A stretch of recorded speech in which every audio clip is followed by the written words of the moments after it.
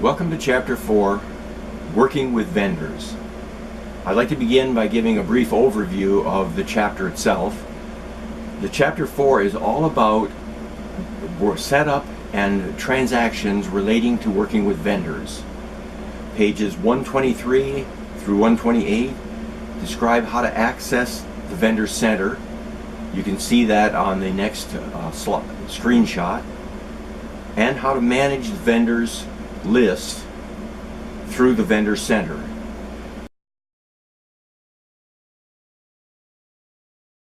Managing the vendors list means basically being able to create vendors, delete vendors, edit vendors.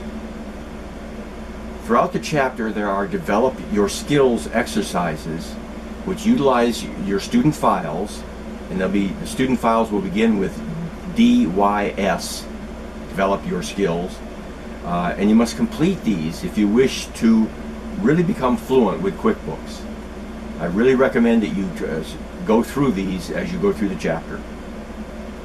The next section of the chapter describes how to enter and pay vendor bills. Pages 138 through 143 discuss and develop your skills exercises on writing and printing checks.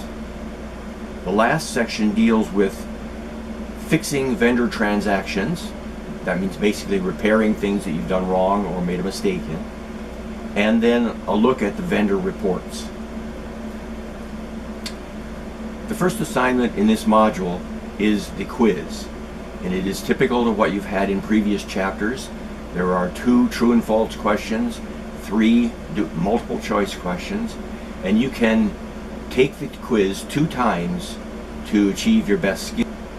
I want to start giving an early warning that after the midterm, quizzes will become more meaningful and a bit more difficult because you'll only have 1 attempt at each quiz, which means you'll have to look more carefully at the answers because you can't take a second shot at it. The homework for this module is to read Chapter 4 and then do the Apply Your Skills exercises, sections 4.1, 4.2, 4.3, and 4.4 at the end of the chapter. These are on pages 159 and 161. Do not do the Apply Your Skills section 4.5. When you complete these steps, go to the following menus: Reports and Vendors and Payables, and then select the Transactions List by Vendor report. Set the report date range from 6/1/16 to 6/30/16. And remember, date ranges are very important to your reports. You will not get a correct date if you don't put the correct date range in. After you've called up the report, I want you to review it, look and see if everything looks correct. And because of it being a fairly wide report, I would like you to narrow the width of the debit and credit columns and any others that might be necessary so that you can print the report on 1 page. When you are ready to print, click on the print as a PDF, and then name the report Transaction List by Vendors Chapter 4 PDF. That's Transaction List by Vendor Chapter 4 PDF.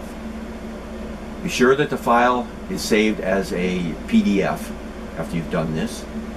And then when you review the PDF file, you can check to see if it prints on 1 page. All of these steps are more thoroughly described in the actual assignment itself. At the end of Chapter 3, I'd like you to participate in the feedback discussion as in previous chapters. I read all of your comments. I reply to some that require a reply. Some of them are just making a statement and don't require a reply from me. But I look carefully at those. I hope that as you go through them to make your own comment, that you will look at others, because this is a chance for you to see how the whole class responded to the module. Thank you very much. Good luck with the assignments.